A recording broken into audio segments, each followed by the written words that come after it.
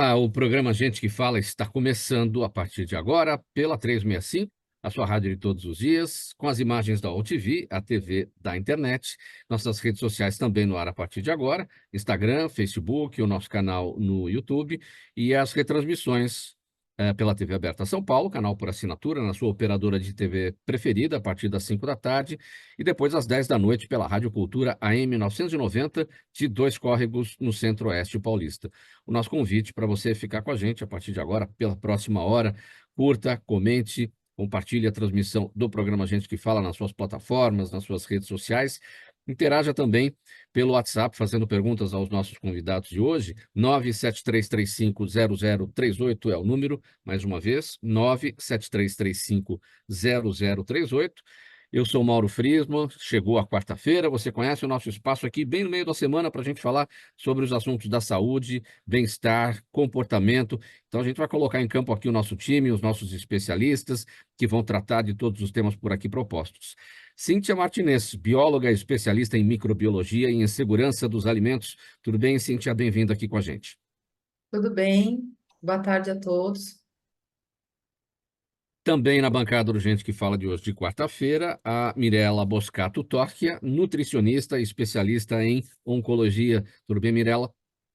Tudo bem, Mauro? Obrigado pelo convite e vamos ao programa. Obrigado pela presença. Também na bancada do Gente que Fala da Saúde de hoje, Dr. Ricardo César de Abreu, médico pediatra. Ele é CEO da clínica Sendo Criança. Tudo bem, doutor Ricardo? Boa tarde, Mauro. Obrigadão pelo convite também. Boa tarde a todos. E o doutor André Augusto Pinto é cirurgião do aparelho digestivo, cirurgião bariátrico, também com a gente na conversa do programa Gente que Fala de hoje. Tudo bem, doutor André? Tudo bem. Boa tarde, Mauro. Boa tarde a todos. Bom programa para todos. Vamos lá, então, nosso primeiro assunto para análise de todos. Olha, segundo a Organização Mundial da Saúde, a umidade relativa do ar confortável e saudável para todo mundo é em torno de 60%. Só que, com a falta de chuva em grande parte do país, índices muito abaixo dessa referência têm sido registrados. Existe uma escala para configurar esse elemento climático. É assim que funciona. Valores inferiores a 30% configuram estado de atenção. Abaixo de 20%, estado de alerta. E menor do que 12%, aí a gente entra no estado de emergência. A baixa umidade relativa do ar, intensificada pelas umidades, pelas queimadas, né? Pela falta de umidade, pelas queimadas que a gente observa no Brasil, em grande parte, e também pelo calor, pode oferecer grande risco, especialmente às crianças e aos idosos. Vamos começar pelas crianças, essa conversa aqui com o doutor Ricardo César de Abreu, que é pediatra. Quais os riscos para os pequenos em relação a essa secura toda? Então, a gente sabe que o funcionamento das vias respiratórias, nariz, pulmão, tudo isso, ele precisa de uma umidade muito boa para funcionar. Porque tem um muco que vai recobrir essas áreas, que ele vai fazer o quê? Com que poluentes, bactérias, vírus sejam expelidos para fora. A partir do momento que a umidade do ar está muito baixa, esse muco ele vai ficar espesso, ele vai ficar duro. Então, todo esse processo de reciclagem, de lavagem que o próprio corpo vai expelindo para fora, ele é prejudicado. Fora isso, além desse processo não dar muito certo, o próprio muco ele acaba sendo um problema, porque ele fica duro, ele entope o nariz da criança, que não consegue respirar muito bem pela boca ainda, e aí prejudica o desempenho respiratório. Vendo isso, a gente percebe porque esse ano foi o pior dos últimos 15 em relação a essa parte respiratória. E lógico, como se o outono e inverno longo ainda não estivesse sendo o suficiente, ainda houveram, igual você falou, as queimadas. Então o ar está mais seco, com maior número de detritos, e aí, lógico, não tem como o nariz funcionar direitinho, ainda mais o nariz pequeno, como os das crianças. E as emergências estão cheias, né? Estão lotadas aí por conta dos problemas respiratórios nos pequenos e também nos idosos, né? Que é um outro grupo também mais vulnerável, né, doutor? Os dois grupos funcionam muito semelhantes se a gente pensar, né? A gente fala que o idoso é a nova criança. Não só pela parte de comportamento, como a parte de vulnerabilidade, né? A criança ainda não tem um sistema imune totalmente preparado, com aquele banco de dados de vírus que a gente vem ganhando durante a vida, e o do idoso, pelo contrário, né? O sistema já está meio cansado, já está muito desgastado e também não funciona da mesma forma. E é lógico, né? Em grandes centros urbanos isso fica ainda pior. Porque as cidades que são mais ribeirinhas, mais próximas, ainda tem um pouco de umidade das represas, das lagoas. Mas metrópoles como São Paulo, por exemplo, que é prédio, é poluição, é escapamento, não tem como ter uma respiração eficiente. E aí, lógico que isso interferiu no número de crianças doentes, superpopulações hospitalares, então, UTIs pediátricas lotadas, pronto-socorros com 4, 5 horas de espera, seja SUS, seja particular. Bom da umidade é que ela não tem preconceitos, né? Ela vai pegar todo mundo, em qualquer faixa etária, em qualquer faixa de renda. Agora, cá entre nós aqui, médico e jornalista, né? Tem algum tipo de problema? A gente que fala pra caramba, tagarela o tempo inteiro. Querendo ou não, a gente tem que aumentar muito a ingesta hídrica, né? Mesmo os adultos, os pais falam, né? A gente acordou hoje de manhã com a boca seca, com o nariz ardendo, às vezes sangra, né? Quem tem rinite, outros problemas respiratórios. Essa baixa umidade deixa tudo muito mais fácil de sangrar. Então a gente tem que lembrar de durante o dia, isso vale para as crianças como para todo mundo, para se hidratar com muita frequência, né? Beber bastante água. Adultos, idealmente, a gente deveria beber de 2 a 3 litros por dia. Em climas secos e se trabalha com o público falando, tem que ser quase o dobro. Doutor André, esse problema todo da baixa umidade relativa do ar para o paciente aí da sua área, que tem problemas no aparelho digestivo, quais são as complicações? Então, a parte digestiva é afetada como um todo, porque todo organismo fica afetado nessa fase. É fundamental que a gente se hidrate bem para o nosso intestino funcionar melhor, para o nosso estômago ter uma digestão adequada. E se a gente tomar bastante líquido, o intestino vai ficar funcionando melhor. Não afeta tanto a parte digestiva, mas é fundamental que a absorção dos alimentos, a ingesta hídrica, verduras, saladas, legumes, uma alimentação rica em alimentos in natura, menos alimentos ultraprocessados, menos gorduras, menos carboidratos, para você ter um trato digestivo funcionando bem, para o seu intestino não ficar ressecado, suas fezes não ficarem ressecadas, mas tem uma ligação direta em si com esse problema do ar com a saturação muito baixa de oxigênio, né? Mirela, para complementar essa lista bacana do que se ingerir nessa situação para poder promover uma melhor, uma melhor lubrificação, enfim, nesse momento aqui de secura, quais são as suas dicas? Mauro, os alimentos principais agora, uma densidade melhor, né? Então, como que é essa densidade melhor? A gente está falando aí de melancia, melão, então alimentos realmente ricos, né, em água, melhor agora do que uma banana, um abacate. Então, a gente melhorar aí essas frutas mais cheias de líquido, né? E claro, os líquidos no geral aí para uma população geral, tanto criança, adultos e idosos, para a gente melhorar essa hidratação e a ingestão hídrica durante o dia. Então, invista em frutas, né, bastante aí. Claro, as verduras são sempre bem-vindas, alimentos mais crus e também a ingestão hídrica no geral. No caso da água, que é básico, é fundamental, e tem muita gente que não toma porque não tem o hábito, porque diz que não gosta, enfim. Como convencer essas pessoas, especialmente nesse momento, da importância? Porque se a pessoa já não bebe água numa condição normal, imagina nessa secura, onde isso ainda é mais importante. Ótimo, Mauro. Eu sempre falo para meus pacientes, né? Colocar aí um quê a mais na água, né? Por que não uma água saborizada, bem gostosa, né? Faz um gelo com a fruta que gosta e põe o gelo nessa água, e aí o gelo vai aí se dissolvendo e vai ficando com um gostinho gostoso. E aproveitar nossas ervas, né? Nossas ervas naturais maravilhosas, o manjericão, o alecrim, coloca gengibre, quem gosta, e aí também vai ficar uma água funcional, cheia de nutrientes e ainda gostosa para aumentar a ingestão hídrica. Você falou de melão, de melancia. A melancia acho que é uma das frutas mais ricas em água, não? Exatamente, Mauro, exatamente. É a mais, né? Tá junto aí com o melão, né? E também vem depois as ricas em vitamina C, que nossas frutas cítricas, né? A laranja, a mexerica, o limão. Então, aí sempre ingeri-las. Horários específicos, ou é melhor fazer uma distribuição, ao longo do dia, de alguma maneira? Ótima pergunta, Mauro. Acho que a melhor, né, opção é a gente ingerir bastante líquidos durante o dia, né? Então, ter essa maior exposição a esses alimentos na parte da manhã, para também a gente evitar à noite e toda hora no banheiro. Então, se hidrata bem durante o dia e à noite, aí coloque um pano molhado, coloque aquele lubrificador também, né? Entre outras dicas aí que os doutores deram também.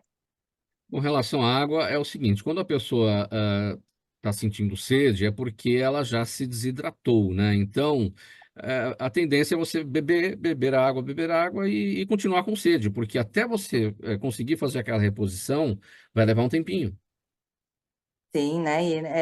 E não pode confundir a secura com a sede, né? Agora realmente está muito mais seco, então a nossa tendência é já se hidratar mais, porque já estamos mais com essa sensação de secura, né? E a sede vai ser aí o último estágio. Então, sentiu sede é porque tem alguma coisa de errado, né? Eu sempre passo a dica também para meus pacientes: vai no banheiro, fez o xixi, toma água logo em seguida. Então, toda vez que for no banheiro, faz xixi, toma água. Pronto, vai se manter hidratado o dia inteiro. Cíntia, a sua análise sobre esse tema, a secura do ar, como é que a gente deve, no dia a dia, lidar com isso? Olha, a situação está bem complicada, né? Todos estamos sentindo aí o reflexo de tudo que está acontecendo. Como os doutores aí falaram, é muito importante os cuidados com a saúde serem redobrados nesse momento, né? Então, manter a hidratação, isso é super importante. E uma das coisas que eu faço, até gostaria que os doutores aí me dissessem se isso está correto ou não, é lavar as narinas com soro fisiológico. Eu me sinto melhor quando eu faço isso, né? E uma outra coisa também que eu dou como dica, que eu tenho feito, é colocar bacias com água pelo ambiente de casa. Então, a evaporação acaba deixando aí o ambiente um pouquinho mais úmido. Resolve 100%? Não resolve, mas eu sinto que alivia bastante. Então, os cuidados são, assim, imprescindíveis nessa ocasião, né? Quando nós passamos por esse período aí de muita seca, de muito calor, o calor também, ele está completamente fora da curva, né? Ele está completamente acima do que tem sido os últimos anos. Então, precisamos realmente redobrar os nossos cuidados, inclusive com os alimentos expostos aí, né? Eles não podem ficar expostos nessa temperatura tão alta, que a Sim. contaminação aí fica bem grande.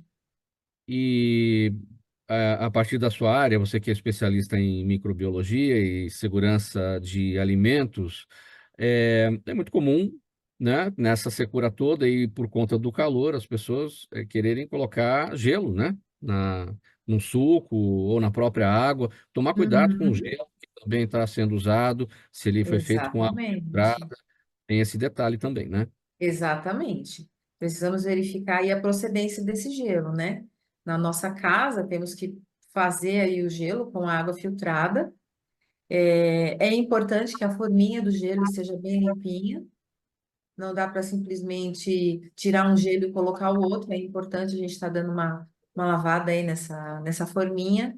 E tomar cuidado aí com alimentos de uma forma geral, né? Principalmente os mais perecíveis, que muitas vezes acabam ficando fora da refrigeração, fora dos cuidados necessários, e aí é onde acaba causando as doenças, né? Então, realmente são atitudes aí bem importantes.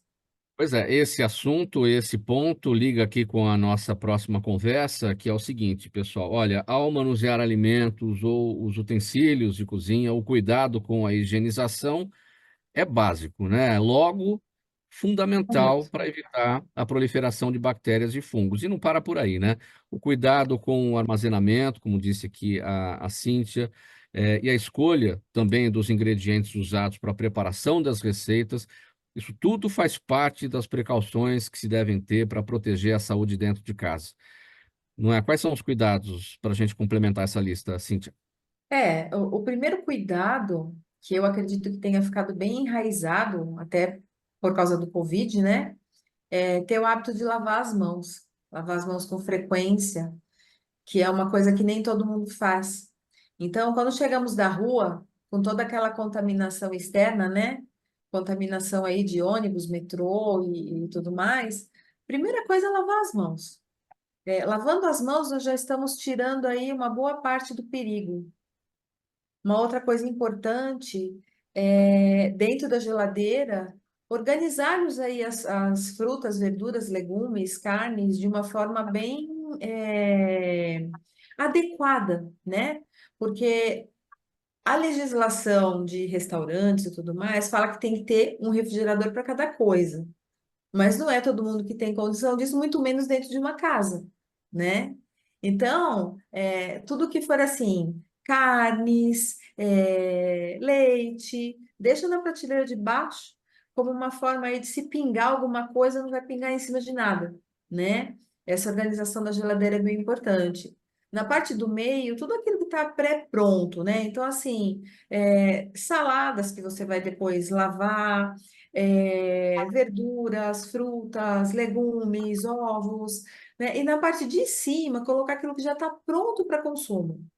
Porque se eu tiver uma contaminação dentro de um ambiente, normalmente eu tenho alguma coisa caindo em algo, ou chegando até esse lugar através de mãos, utensílios, né?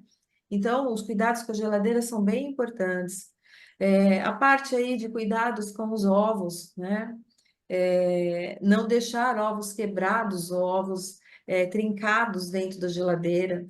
Esses ovos devem ser descartados ali pela possibilidade de contaminação pela salmonela, que é bem grave também, né? Um utensílio aí que ele é bem utilizado e que é importantíssimo os cuidados com ele é o liquidificador. O liquidificador embaixo daquela hélice é de difícil limpeza, né? Então, ali é um foco muito grande de contaminação. Sim. Procurar deixar de molho, né? Para poder soltar. Cíntia, a diferença ou a diferenciação, né, entre a deterioração e a contaminação, porque um alimento deteriorado, ele muda de aspecto, muda de cheiro, muda de cor, Uhum, né? A gente sim, percebe no visual, percebe no cheiro. Esse está deteriorado.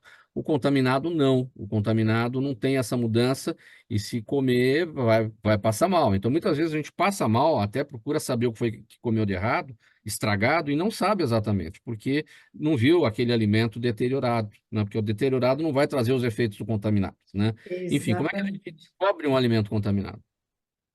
Desculpa, eu não entendi sua última Como é pergunta. que a gente descobre um alimento contaminado? Porque é aquele que vai fazer mal. O deteriorado a gente já sabe, pelo aspecto, pelo cheiro, ele já mudou, né? Pois é, na verdade a gente não descobre. Esse que é o caso, né? Os alimentos, quando eles são contaminados por bactérias ou fungos que não são nocivos à saúde, alteram, né? O odor, o sabor. Então, eu sinto um cheiro diferente, eu sinto um gosto diferente. Isso acaba fazendo com que eu evite aquele alimento. Automaticamente, eu não vou querer, eu não vou comer. Eu vou sentir um cheiro de azedo, eu vou sentir um cheiro mais ácido, então eu já não quero. Agora, aquilo que é nocivo à saúde, ele não altera a característica do produto. Ele não vai alterar a cor, ele não vai alterar sabor, ele não vai alterar o odor, ele não altera nada disso.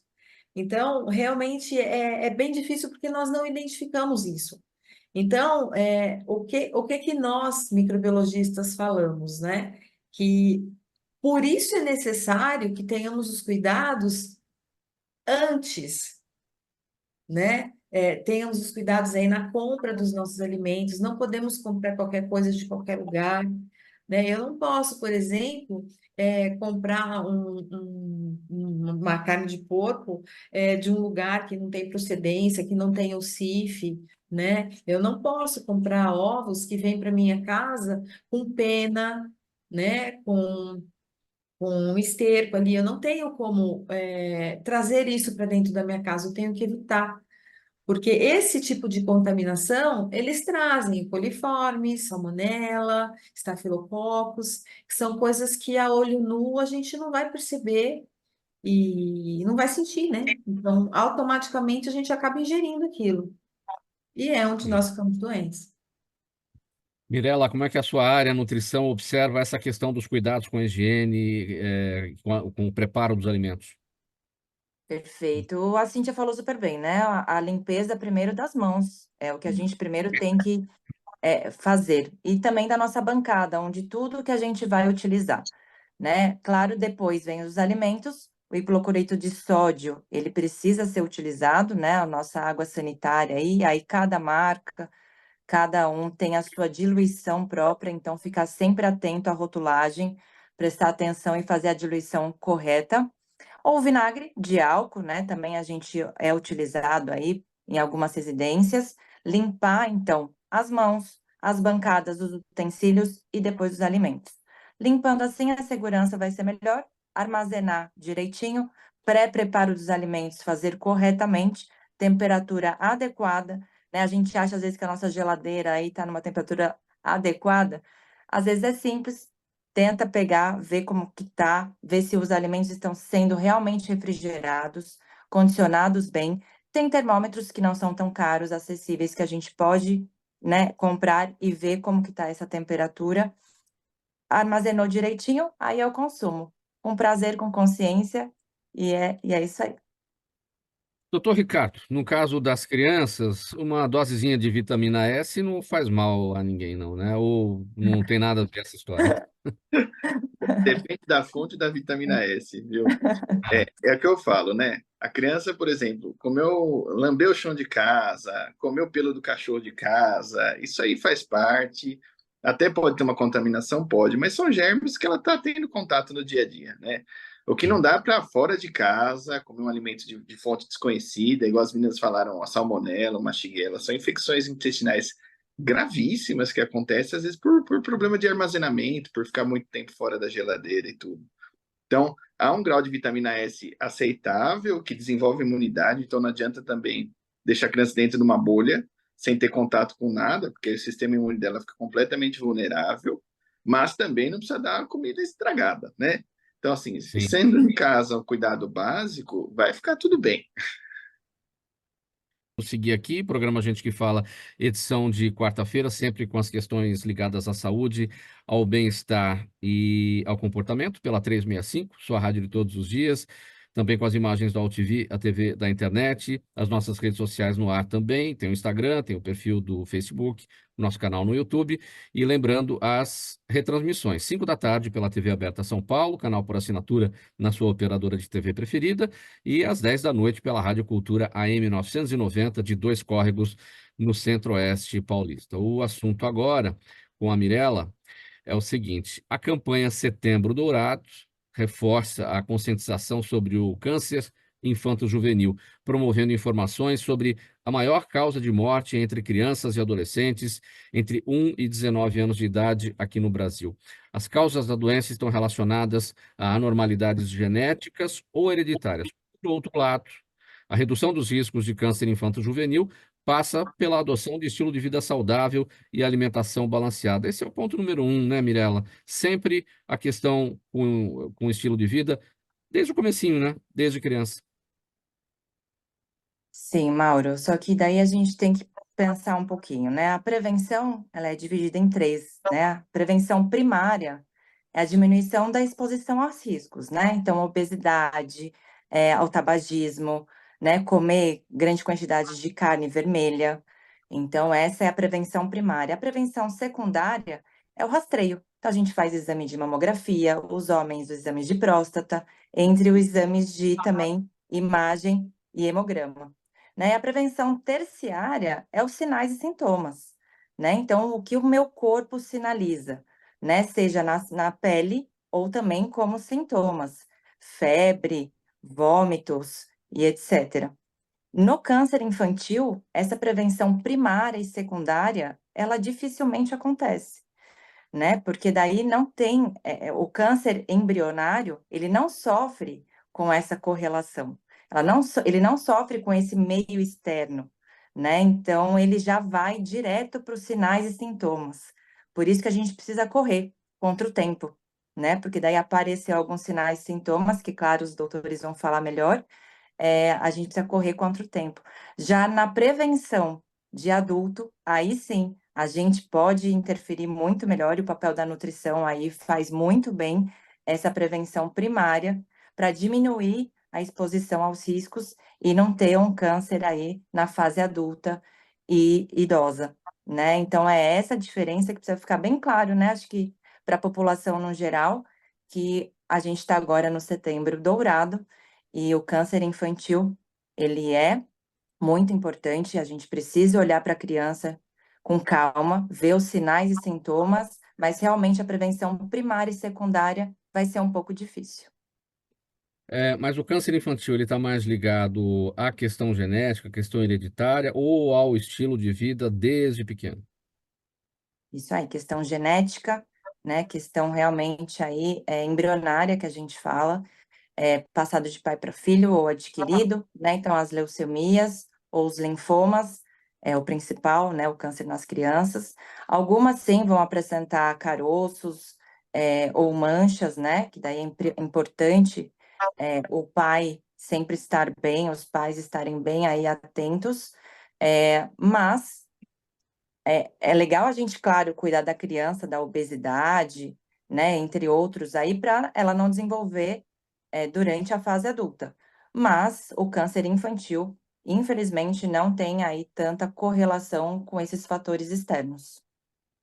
O câncer infantil, ele, claro, dependendo do tipo de câncer, ele também segue aquela lógica de que quanto mais cedo ele é descoberto, maiores as chances de cura. Ou na situação da criança é diferente da situação do adulto.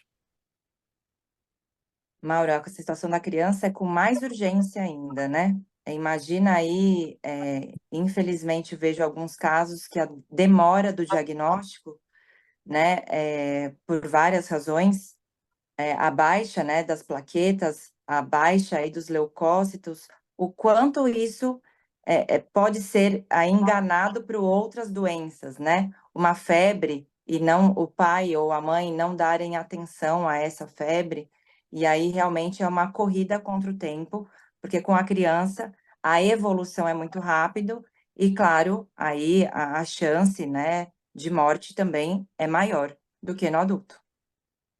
Doutor Ricardo, qual que é a prevalência, no Brasil do câncer infantil?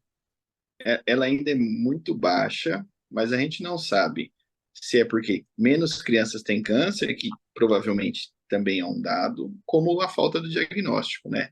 Então, na criança é muito difícil o diagnóstico do câncer.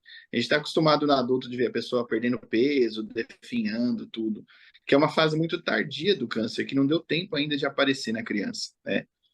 Para fazer o diagnóstico do câncer infantil, precisa assim, ter um acompanhamento muito estrito, muita atenção a exames, a dores não explicadas, a febre sem motivo. Ainda assim, alguns exames podem não detectar, né? A grande dificuldade do câncer infantil é o diagnóstico, e aí por isso acaba diminuindo um pouco a incidência. Mas assim, a gente sabe que os centros oncológicos infantis, eles deixam bem claro essa sensibilidade que o médico tem que ter. Em mínimo suspeita, qualquer coisa, ele tem que ser encaminhado prontamente para avaliação oncológica. Então, um exame que você não entendeu direito o que aconteceu, igual a menina falou, um leucócito baixo não explicado por uma doença, a criança precisa ser rastreada. Embora seja um diagnóstico raro, ele sempre tem que ter uma pulga atrás da orelha. Então, tem algo errado com a criança, nenhuma doença explica, precisa ir atrás. E lógico, se tem histórico familiar positivo, esse rastreio tem que ser ainda mais pormenorizado. A questão do acesso à saúde, né, para essa urgência, por se tratar de criança, é o desafio, né? Porque tudo é informação, né, doutor Ricardo? Se a família não está informada, vai deixando, dá um remedinho aqui e ali, aí o tempo vai passando, enfim, tudo é informação e a necessidade do acesso rápido à saúde, que muitas vezes também é complicada na porta de entrada da saúde pública. Por sorte, assim, em relação a câncer infantil, tem muito investimento externo, né, na saúde pública. Então, o câncer infantil, ele choca, né, ele mobiliza, porque a gente sabe que é uma doença grave. Então, assim, os centros de excelência têm muita participação da mídia, de gente famosa, de empresas dando essa capacidade. O problema é chegar até lá, né? Então, quem está na UBS, o médico da atenção primária, o médico da família, ele tem que se ligar, pegar as pistas que está acontecendo. A partir do momento que ele dá entrada para o pedido de avaliação oncológica, Daí para frente, tende a ser de um pouco mais de qualidade em relação aos outros ambulatórios, né? Então, a gente sabe que ambulatórios comuns no SUS demora a marcação de consulta 6 a 8 meses para dar certo. Mas a parte de oncologia, normalmente nos grandes centros, ela é um pouco mais rápida, exatamente porque tem mais investimento, né? Tem mais investimento, tem mais profissional, e como tem uma gravidade muito importante, o SUS para oncologia pediátrica, ele costuma ir muito bem, bem acima dos outros desempenhos. Sim, essa dificuldade de diagnóstico do câncer infantil é uma realidade universal, é uma realidade brasileira, faz parte do processo esse tipo de dificuldade? Faz parte, né? Não, não é exclusivo, né? A gente costuma, às vezes, atacar o Brasil. Lógico, a gente tem várias falhas e a gente sabe quais são, mas pelo ser um diagnóstico raro de sintomas muito inespecíficos, é isso que dificulta, seja aqui, seja na Alemanha, na Inglaterra, né? Na verdade, o profissional só vai conseguir pegar essas pistas se o acompanhamento for muito certinho. E aí vai depender da família, né? Fazer as consultas certas, não perder consulta, não adiar 2, 3 semanas para um bebê ser avaliado. E aí o profissional vê um dia, 2, 3, os sintomas se mantêm, opa, dá aquele alerta, e aí ele parte para exames complementares. Sem fazer esse acompanhamento muito, muito fechado entre a família e o profissional, não vai ter como fazer o diagnóstico, com certeza. Mirela, como tem sido o trabalho aí do Setembro Amarelo, da campanha Setembro Amarelo, os resultados que ao longo dos anos isso tem proporcionado, no sentido justamente de levar informação, que é o que a gente está fazendo aqui. A gente está, né, abrindo esse flanco, esse espaço para falar do Setembro Dourado, né? E, enfim, levar a informação para o maior número de pessoas possível. Claro, né? Só você, Mauro, falando, esse time aqui maravilhoso falando, a gente tem que falar cada vez mais, porque os pais vão estar bem mais orientados, né? E é importante, então, ver a diferença. Eu não posso falar aqui algo específico da alimentação, porque cada pai conhece o seu filho. Então, mudou a característica da ingestão alimentar, mudou os horários, mudou alguma coisa, já fica atento, né? Já ficou muito tempo sem comer, a falta de apetite, e aí né, pode ser que tem crianças que já tenham, é o normal da criança, né? Mas mudou, então, a característica alimentar, mudou o tempo, mudou a ingestão, alguma queixa do normal da criança precisa ser bem sinalizado, né? E aí sim, a correção da falta dessa ingestão de nutrientes é a nutrição quem faz, e aí a gente entra, mas é levar essa prevenção e essa informação aí para todos os nossos ouvintes. Vamos ver a mensagem da Cíntia também. Cíntia, o alerta a partir da sua área de atuação em relação ao câncer infanto-juvenil. Quando se fala em câncer, já assusta, né? Cria pânico aí em todos. E o paciente ele já está debilitado, é um tratamento muito agressivo. Se porventura ele tiver aí uma ingestão de um alimento que esteja contaminado, que vindo de encontro com ele já estar debilitado, a situação dele pode agravar muito. Isso pode fazer com que ele tenha aí dificuldades, né, no tratamento, onde ele tenha recaídas. Então, toda essa parte aí de cuidado com a alimentação é muito importante, muito importante. Como falou aí a doutora Mirella, é, as crianças, né, os adolescentes, principalmente as crianças, eles não têm, assim, muita dimensão daquilo que está acontecendo. Então, ele muda os hábitos, né? Ele muda uma série de coisas. Os pacientes começam a ficar enjoados e tudo mais. Então, muitas vezes, a ingestão de um alimento contaminado que vai causar náusea, diarreia, complica muito o quadro do paciente. Então, é muito importante aí que todos fiquemos atentos, né? A uma alimentação saudável e segura. Muito bem, programa Gente que Fala, edição de quarta-feira, e a gente desfilando por aqui os assuntos da saúde, do bem-estar e do comportamento, pela Rádio 365, sua rádio de todos os dias. AltV TV da internet, nossas redes sociais, Instagram, Facebook, tem o YouTube também, tudo no ar, tudo ligadinho para você acompanhar o nosso trabalho de hoje e as retransmissões, 5 da tarde pela TV Aberta São Paulo, canal por assinatura na sua operadora de TV preferida, e às 10 da noite pela Rádio Cultura AM 990, de Dois Córregos, no Centro-Oeste Paulista. Olha, gente, o próximo assunto aqui está relacionado com, na verdade, é para análise aqui do Dr. André Augusto Pinto, mas a gente perdeu a conexão com ele, não sei se a gente vai ter aqui a possibilidade do retorno, que está ainda dentro dessa questão do câncer. Vamos tentar tratar aqui, embora seja a especialidade dele, não de vocês, o câncer do intestino, também chamado de câncer do cólon e do reto, tem 95% de chance de cura se descoberto no começo.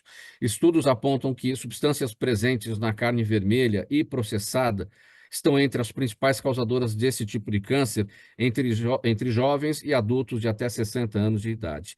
E um dos desafios da saúde pública é aumentar a disponibilidade do exame de colonoscopia para a população. Eu quero começar com a Mirella a respeito desse tema, porque, claro, tem a ver com o tipo de alimentação que a gente faz uso aí no dia a dia, tem essa questão, como a gente destacou aqui na nota, substâncias da carne vermelha, enfim. Estilo de vida é, em primeiro lugar, sempre. Essa é a orientação, não é, Mirella? Isso aí, Mauro. Então, diferente da criança que a gente acabou de falar, realmente a prevenção primária, né? Aí é a minha praia, né? Aí eu entro com tudo e, claro, levar o melhor para isso. Então, os pacientes que eu atendo hoje, mesmo não tendo o diagnóstico de câncer, eu já levo essa prevenção, né? Então, a gente está falando aí especificamente do câncer de colo, de útero, colo retal, né? Então, a gente precisa estar falando de carnes vermelhas e processadas. Então, qual é essa diferença, né? É legal a gente passar isso. Sofreu algum processo, né? Alguma saturação, algum incremento aí para a validade dela ficar maior. Então, a gente está falando de presunto, de salame, de linguiça, o peito de peru, o blanket de peru. Então, ela sofreu a modificação. Então, o problema não é comer a carne, né? Comer a carne sadia, que a gente fala, a carne natural, que é você ir lá pegar de um bom produtor, de um bom açougue e fazer essa carne da melhor forma possível, um bom corte, né? Como alcatra, como filé mignon, coxão mole, enfim, entre os cortes aí vários cortes. A gente está falando também de ovos, de frango, né? Entre outras proteínas, mas a carne vermelha em si, a gente precisa tomar cuidado e aí sim entra como uma prevenção primária. E é aquela coisa, né? Tá fácil, tá no supermercado, né? É prático de fazer, enfim. Então, muita Isso. gente acaba aderindo e preferindo o alimento processado, o que é, de fato, um perigo aí pelas modificações que o alimento sofre, né?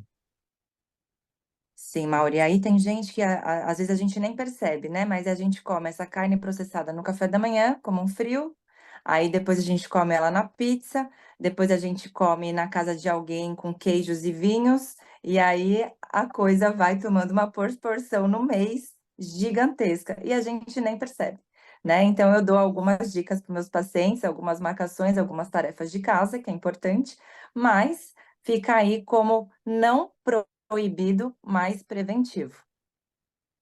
Doutor Ricardo, o início aqui da nossa nota, eu destaquei que o câncer de intestino ou câncer do cólon e do reto tem 95% de chance de cura se descoberto no começo. Agora, como descobrir no começo? Quais são os sintomas para poder perceber isso no momento certo? Então, né? Ele é um câncer mais da idade adulta, né? Muito relacionado com os hábitos de vida. Então, a gente sabe que, igual ela falou, né? O consumo dos processados piora. O câncer de cólon tem uma questão genética bem importante. Então, se na família do paciente o avô teve câncer de cólon, o pai teve câncer de cólon, a detecção precoce, fazer a colonoscopia um pouco antes dos 40, aos 30, até 20 anos, se o câncer familiar foi numa idade assim jovem, né, do adulto jovem. Bom, além de fazer o rastreio precoce, né, os sintomas de câncer do cólon, eles podem vir como sangue nas fezes, e aí não necessariamente é um sangue vivo, então dependendo do lugar do sistema digestivo que está afetado, Se for do meio para baixo, digamos assim, cólon, reto, ali no final, o sangue é vivo e aí ele pode aparecer ou despejado mesmo no vaso, ou se for um sangramento de pequena quantidade, vai ser só no papel, que a hora que o paciente fizer a higiene, ele vai perceber. Se for já do começo do cólon ou do final até do intestino delgado, ele já pode vir com um sangue mais digerido, então ele vai vir uma borra de café, um aspecto um pouquinho mais estranho. Ou, dependendo do tipo de câncer, se for um câncer de massa, que faz um tumor mesmo, o paciente ele pode ter dificuldade para evacuar, porque o câncer está ali no meio do caminho e ele não consegue. Então, o primeiro sintoma são alterações nos hábitos de evacuação, ou um aspecto diferente, com sangue ou não, ou dificuldade para fazer o cocô, ou até, dependendo do tamanho, deformidades na parte da parede abdominal mesmo, né? O paciente sente uma massa, sente uma pedra, algo estranho na hora de palpação. E é lógico, se for num estado mais tardio, vai haver aquele efeito da caquexia, né? O paciente começa a perder muita musculatura, perder peso, a pele fica pálida, ele perde disposição. E aí vai ser tanto pelo consumo metabólico do câncer, que é intenso, gasta muito recurso do organismo, como a perda de sangue mesmo, né? Pode gerar uma anemia, alguma coisa desse tipo. Então é importante para o adulto, que costuma nem sempre se cuidar, principalmente a população masculina, né? Porque a mulher acaba indo no ginecologista, ela faz os exames dela tudo direitinho. O homem, a partir do momento que ele fica adulto, ele só vai procurar se ele tiver um problema de próstata lá na frente, né? Então, exame preventivo precisa e ser examinado com frequência. E aí, lógico, descobrir o câncer pequeno, dá para fazer uma remoção cirúrgica melhor, sem ter tido uma metástase, que é quando o câncer se espalha, ou até uma quimioterapia um pouco mais focada, sem precisar ser algo com grandes efeitos adversos. Você está falando do homem que geralmente não se cuida, claro que isso devagar está aumentando, a gente está no Setembro Dourado, logo tem o Novembro Azul, né? Mas as Exato. mulheres ainda costumam, né, ligar para marcar as consultas, pegar na mão do homem, levar no médico, né? O homem não vai sozinho. Basicamente, a mulher não se casa, ela ganha outro filho, né? Eu falo para os pais aqui que o homem não se cuida, é sempre assim. O homem ainda tem aquele machismo de ser fortão, não preciso de ajuda. Se eu ficar procurando, eu vou achar alguma coisa. Mas a ideia é exatamente essa, né? Se você não procurar e achar cedo, não vai conseguir fazer o diagnóstico precoce. Eu falo até para eles assim: não é por menos que tem muito mais viúva do que viúvo. Porque o homem não se cuida, né? Quando ele vai descobrir o que está acontecendo, já é tarde demais. Então, a população masculina em si, e é lógico, né? No Novembro Azul a gente sabe que tem todo um tabu relacionado ao exame, mas não é só o câncer de próstata, né? Todos os outros a gente precisa fazer detecção precoce e diminuir esse machismo ainda que está na sociedade, né? Tem a saúde geral que a gente tem que levar em consideração.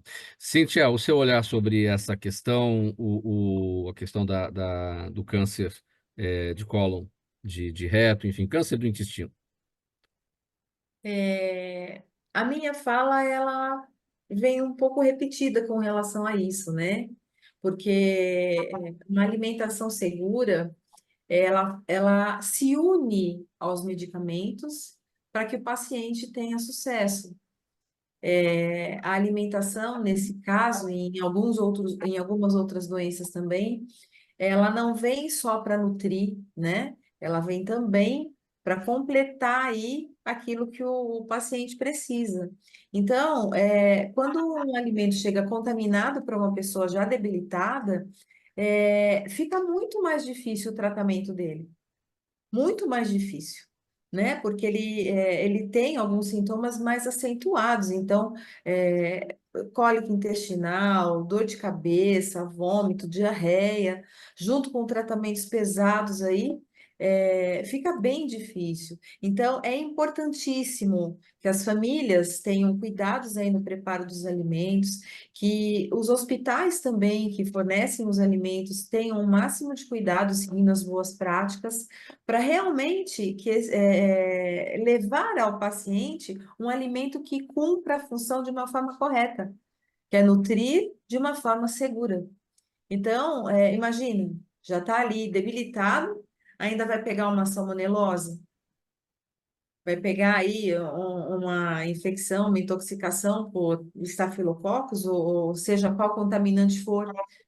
Tudo isso faz com que o tratamento decaia, com que a pessoa tenha que cuidar de outras coisas além do câncer. Então, toda essa parte de boas práticas, de cuidados, elas estão disponíveis para as pessoas buscarem informação, né? Na própria internet tem muita coisa, onde a pessoa coloca quais cuidados eu devo tomar, o que eu devo fazer para preparar um alimento seguro, a pessoa encontra. Então, quem for cuidar dos pacientes, ele tem que ter consciência que ele não está fazendo um alimento só por fazer. Ele está fazendo um alimento que vai dar suporte para quem está passando por um tratamento extremamente agressivo. E quando se fala em câncer de cólon, né, é bem difícil, porque tem muitos alimentos que as pessoas não conseguem comer, não podem comer. Então, muitas intoxicações acontecem também no intestino. Se o teu intestino já está debilitado, já está em tratamento, você vai colocar mais alguma coisa ali para irritar, para trazer uma doença pior. Tem algumas contaminações, algumas bactérias, que elas são enterohemorrágicas. Elas chegam no intestino e perfuram a parede do intestino. Isso só piora a situação do paciente. Então, é Pois é. realmente importante que as pessoas tenham consciência disso. E daí aquele entendimento de que o intestino é, na verdade, o nosso primeiro cérebro, né? Porque é nele onde os nutrientes serão absorvidos Serão e essa absorvidos. dos nutrientes é a que vai proporcionar o bem-estar de cada um e a saúde para cada um, né? Exatamente. Vamos seguir. Próximo assunto, programa Gente que Fala, edição de quarta-feira, com as questões da saúde, do bem-estar e do comportamento. No mundo cada vez mais tecnológico, as crianças estão entrando em contato com aparelhos eletrônicos muito antes do que deveriam. Especialistas alertam que o uso precoce de celulares e computadores prejudica o desenvolvimento cognitivo, pode levar à depressão, ansiedade e atrasar as interações sociais e familiares. Os pais sabem disso, doutor Ricardo? Eles até sabem, eles até ouviram falar, mas o comodismo e a praticidade do celular é um negócio muito complexo, né?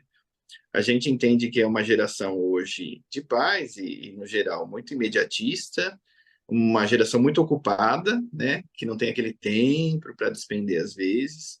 Lógico, né? Às vezes o pai e a mãe trabalham, não é mais aquela família padrão no 1950, né? Que a mãe é do lar e o pai trabalha, então todo mundo tem que trabalhar hoje. E aí o celular é uma babá muito eficiente, né? A criança fica hipnotizada, ela fica quieta, ela não enche o saco, ela não chama nem nada. Só que qual é o preço que a gente está pagando por isso, né? Então, de início, a gente começou já a perceber as alterações oculares, né? Desse excesso de estímulo na retina. Depois, começaram as outras alterações mais psicológicas, porque o celular ele dá muita ansiedade, né? Ele é uma descarga de pulsos que fica pegando no nosso cérebro, muito semelhante a um estímulo de uma cocaína, uma droga dessa forma. Então, a criança fica irritada, ela fica excitada num grau muito grande, que gera vício. Então, se a criança usa muito tempo e você tira, ela fica nervosa, uma abstinência mesmo. Fora isso, né? Isso estimula um comportamento muito ansioso. O que se espera de uma criança é que ela brinque com calma, que ela tenha paciência, que ela vai entendendo como o mundo funciona. No celular, um TikTok, um YouTube, esses aplicativos de vídeos curtos, a troca de informação é muito grande. Troca um, já é outro vídeo, troca outro. Isso que a criança mesmo ela pode manipular. Então, a maioria das crianças, a gente percebe um comportamento que ela não assiste nem o vídeo inteiro. Ela começa a assistir um, ela passa para o outro, começa a assistir um, passa para o outro.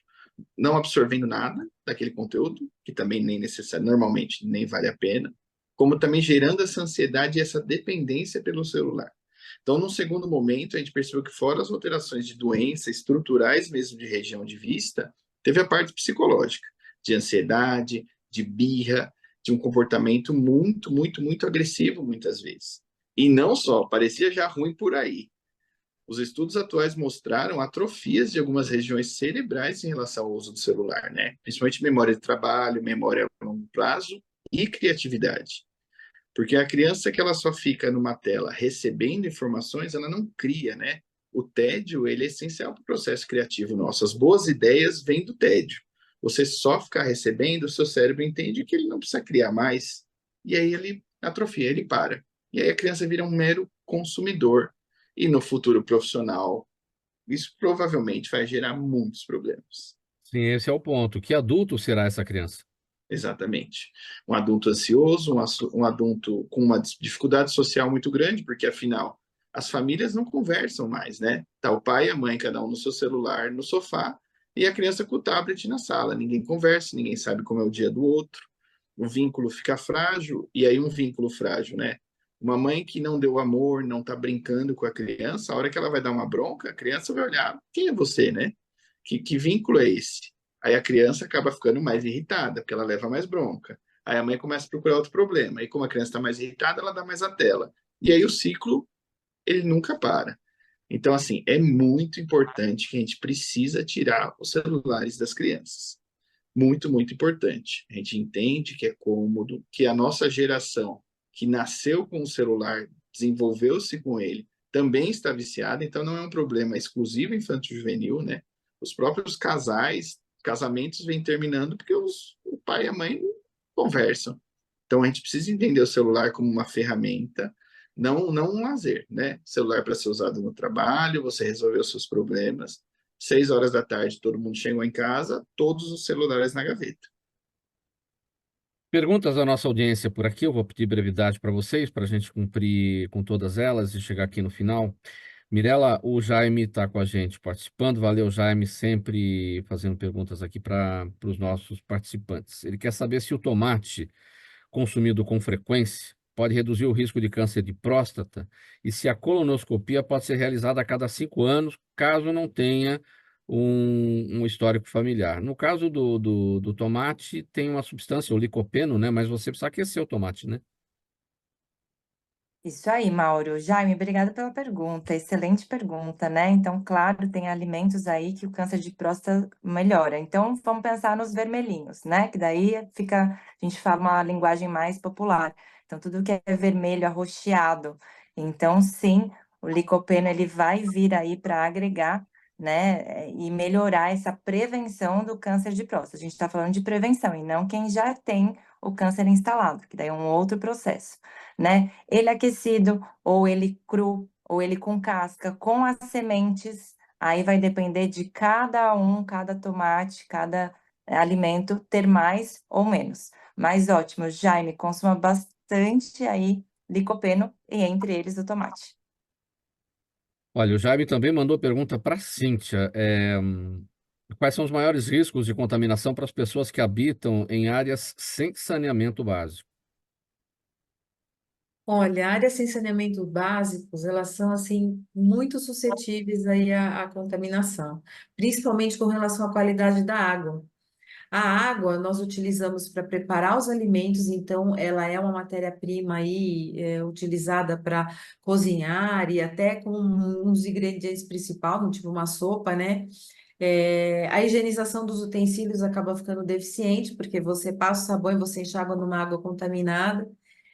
Precisa tomar muito cuidado com relação aí à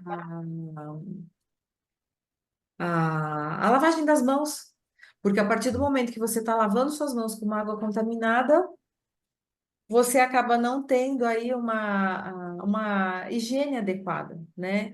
Então, eu diria que na área de saneamento, a falta de água adequada é o principal risco aí de contaminação. Doutor Ricardo, o Reinaldo aqui ele ficou preocupado com essa questão das crianças, porque assim, parece um mundo sem volta, né? Ele quer saber se tem como fazer esse retorno, né? Os jogos, por exemplo, que eram muito comuns antigamente, que ajudavam a entreter as crianças, hoje você não pode andar de bicicleta na rua, tem todos os riscos, enfim. Como é que se promove essa volta, né, para a boa infância? Pergunta do Então, Reinaldo. né? É difícil. A criança vai sofrer, porque você não é todo mundo, né? Já que todos meus amigos mexem e eu não vou poder mexer. E aí, de fato, precisa ser dado alternativas, né? Então, a gente sabe que a rua hoje não é segura. Boa parte das pessoas hoje moram em prédios e condomínios, então a área comum é uma ótima opção, que a criança conheça as outras crianças que moram no bairro, que estimulem a brincar ainda num parquinho, um esconde-esconde. A gente precisa ensinar as crianças, né? Como eles não estão tendo esse contato de rua, é nosso papel como pai, como cuidador, ensinar. Ensinar uma cabra cega, um pega-pega. Por incrível que pareça, hoje eles não sabem fazer esse tipo de coisa. O baralho é uma boa opção, né? dependendo da idade da criança, para você ensinar alguns jogos. Os próprios jogos de tabuleiro são muito legais, né? Estimulam competitividade, estimulam disputa, estimulam raciocínio. E, por incrível que pareça, nesses estudos de celular, o videogame não foi listado como um problema. Então, desde que usado meia horinha, uma horinha por dia, 2 vezes, sem vício, o uso do videogame que estimula a destreza das mãos, raciocínio, também é uma possibilidade. O problema maior é a tela de consumo, não de uso. Vamos encerrar, gente, bem rapidinho. Doutor Ricardo, está com a palavra, seus canais. Bom, nosso Instagram, né, Pediatria Humanizada, escrito tudo junto, tudo minúsculo. Lá a gente dá bastante dicas de saúde, tudo certinho. É o mesmo arroba para todas as redes sociais, que no caso, por enquanto, é o Facebook e o Instagram. Mirela, os canais, rapidinho. @Mirela Boscato lá no Instagram e me acho aí em várias redes sociais, Mirela Boscato. Obrigada. Cíntia, os canais também. O meu é Cíntia_microbiologista no Instagram. E estou à Muito obrigado. disposição e agradeço.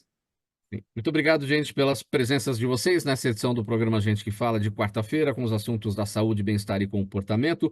Participaram a Cíntia Martinez, bióloga, especialista em microbiologia e segurança dos alimentos, Mirela Boscato Torquia, nutricionista e especialista em oncologia, o Dr. Ricardo César de Abreu, médico pediatra e CEO da clínica Sendo Criança, e o Dr. André Augusto Pinto, que perdemos a conexão dele, não deu para dar muita sequência nos assuntos. Com a presença dele, é cirurgião do aparelho digestivo e cirurgião bariátrico. Programa Gente que Fala, no ar há 23 anos, sempre realização da ABCom.